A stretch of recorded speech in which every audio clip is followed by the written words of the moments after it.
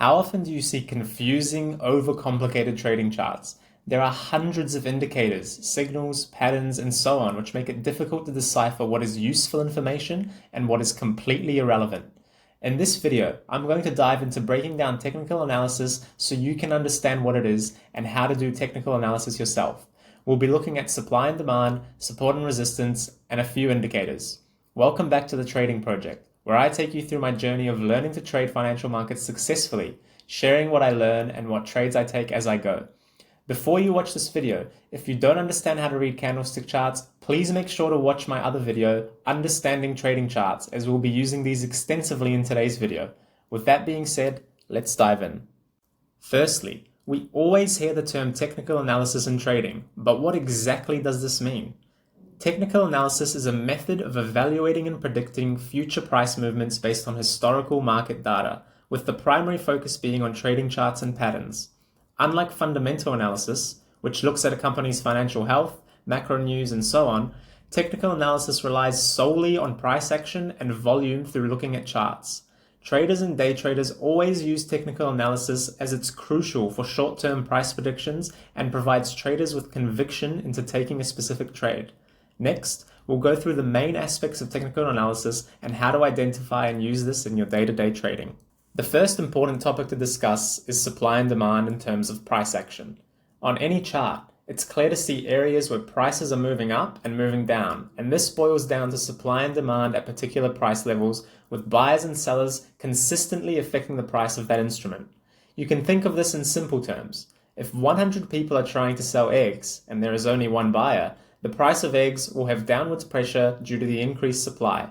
Similarly, if we have a bunch of sellers entering the market, this will drive price down given that supply exceeds demand at this current time, and similarly for price to go up if we have more demand than supply in the market.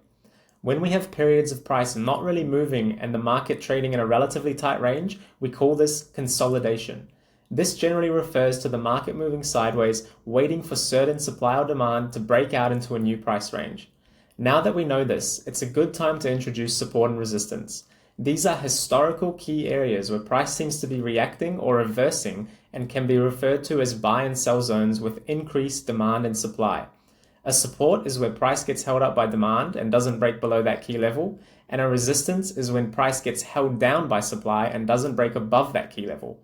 Let's look at identifying some of these support and resistance zones on this chart. Firstly, you can clearly see a resistance zone forming at this 169 level. So let's go ahead and draw our resistance line using a trend line. You can see that 3 times prices tried to break above this 169 level and failed. So this is definitely a key level where sellers are providing supply and are holding price below this level. Next, we can look to draw our support level, which I'm going to do at this zone over here where it bounced the second time. You can see that price tried to break below this region twice and bounced. So we can see that buyers are coming in here and are keeping the price up. This range would have been nice to trade. You can see a clear resistance zone and a clear support zone. If, for example, at this third test of the resistance zone, you saw that price wasn't able to break through, this might have been enough conviction for you to go short. Or if you wanted to wait even longer, you can see that it tried to retest it again and failed, and then you could have entered a sell position. And this would have played out quite nicely as we trend all the way down here. After breaking below this zone, we'd probably be waiting to see what the market does and seeing if we can identify new support and resistance zones. So immediately soon after, you can see that another zone for a support is forming around this level down here at 155. You can see that price tried to break below twice, showing that buyers are holding up the price and we can use this as a support zone. Similarly, for resistance, you can see that price has tried a few times to break above roughly this level here at 161. So we have another zone here of support and resistance where price is sort of bouncing between the two. Again, this would prove to be another good area for trading. You can buy at the support and sell at the resistance, and a few times this actually would have worked out for you. So as you can see here, this is the basics of how support and resistance works. You look at historical data points and use these to plot trend lines for buy and sell zones. Now, it's worth mentioning that these aren't always a sure bet. For example, here, we've identified the support zone, but price just broke all the way through. The important thing to note is that it is a level that investors are watching. So a lot of the time, price will react here. whether it's going to bounce and go back to the upside or whether it's going to rip through. This is generally an area with high volume, and this is why a lot of traders actually watch these areas, because they present with opportunities to take trades. So now, for example, you can start to think about how you determine your trading strategy. If you wanted to trade the support and resistance zones, you could look at this previous area, for example. You've seen that 2 times prices tried to break above this resistance zone and failed. As the market's coming up again to this zone, you'd be interested to see if price can break through. As you see it test it and come back down, then you might be interested in running a short position, because you've seen that twice and now a 3rd time price has been rejected at this zone and sellers are in control. Then you could run this all the way down. For clarity's sake, you might want to set your take profit level at this support zone. So once price breaks over here, that's when you'd be happy to take your profits. Obviously, this wouldn't have worked out as we just absolutely rip below, but this is an example of how you would use support and resistance to set up a trade and take your profits if it goes for you. There are hundreds of indicators that can be used when trading, or to clutter your chart and make it look ridiculous like this. I'm going to go through 2 commonly used indicators that are widely used to help traders identify price action and key zones. The first is moving averages, and I'll be focusing on the simple moving average and exponential moving average. The simple moving average takes an average of all prices in a period and plots a line based on these to show the trend. The difference between the simple and exponential moving average is the sensitivity to the most recent price changes, where the EMA, or exponential moving average, is exponentially weighting the most recent price data points in the chosen time period. You can select what observation or time frame you want to use for your EMA. For example, let's say the 20 and 200-day EMA, which shows you the 20-day and 200-day exponential moving average of that particular security. So now let's look at the exponential moving average on our chart. You can do this by going to Indicators and searching to find the exponential moving average under the Technicals tab. I've already got this on here. The yellow line is the 20-day and the blue line is the 200-day. So as you can see, the 20-day moving average is trending much closer to the current market price, given that it's only looking back to 20 days worth of data, whereas the blue line, which is tracking 200 days worth of data, takes a bit longer to change its direction and trend, given that it looks back at 200 days worth of data. So immediately, you can see that the exponential moving average is basically showing you the trend of the current market. We can look at the blue line, which is the 200-day EMA, and see when the market's trending up, this is also trending up. And similarly, when the market's trending down, this is also trending down. A strategy traders will use is pairing the 20-day and the 200-day or any other similar timeframes and looking at when these have certain divergences and crossovers. For example, over here, we can see the market's been trending up and we start getting some downticks. Obviously, the 20-day EMA is going to trend down a lot quicker than the 200-day.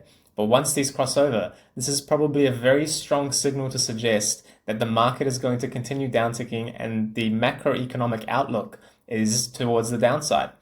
Again, over here, once we start ticking down and we're actually trading underneath the 200-day EMA, we get another crossover over here. When price shoots up, our 20-day average is going up and it crosses over the 200-day. And again, we can see the market trending up. Generally, when price is trading above the EMA, we're said to be in an uptrend. And when prices is trading below, we're said to be in a downtrend. These can sometimes also be used as support and resistance zones. For example, over here, we tick down and you can see that right over here as we hit the 200 EMA, we had a little bounce. This obviously didn't last too long, but this does show that investors are actually watching this level. Again, over here, we opened above the 200 EMA, ticked back down, and one time we bounced at the 200 EMA for a little bit of upticks. So you can see that pairing this with support and resistance gives you extra conviction when you want to take certain trades in the market. Next, let's discuss the Relative Strength Index, or RSI. The RSI is a momentum indicator that measures the speed and magnitude of a security's price changes to evaluate whether price is overvalued or undervalued. This is displayed on a graph with a scale of 0 to 100. Traders refer to an RSI of 70 or higher as overbought or overpriced, and below 30 indicating oversold or underpriced. The RSI can also help to identify when a security is geared for a reversal or pullback in price. Now let's add and look at that Relative Strength Index on our chart. Once you add it, it'll be below your trading chart. And you can see here, it's basically a graph going from 0 to 100. As you can see, there are a few times when this has been over 70, and this is identified as a security being overpriced. There was one over here where you can see the market hit a high of 420 and was overbought with the RSI hitting close to 80. Immediately afterwards, you can see that a downtrend started occurring, showing that this was indeed overpriced and sellers started taking control. Again over here, after this really sharp uptick, you can see that the RSI hit close to 80 again. This again showed that the market was overpriced, and this could be a sell signal showing that we could see a reversal or the market trending a bit lower. Now let's see how you can put all three of these together in an example in taking a trade. So now we're looking at the SPY daily chart. You can see here that price has struggled to break below this 380 level. So we can draw our support line over here. As you're seeing the price reach this 380 level, it starts trending up and then comes back down. So as you're seeing the price come back down here, you'd be very interested to see what happens at around this level, which we've designated as a support. As it comes down, you can also see that the RSI is approaching 30. So this might be an interesting level to watch if we can get a bounce at this level. When we do get the bounce at this level, you might not want to take the trade just yet, as you're still seeing the 200-day EMA trending lower. So if you really want to wait for a lot of conviction, this is when you'd be waiting to see what happens. So you have got the bounce of the support, you have got the RSI quite low, but you're still waiting for confirmation to enter the trade.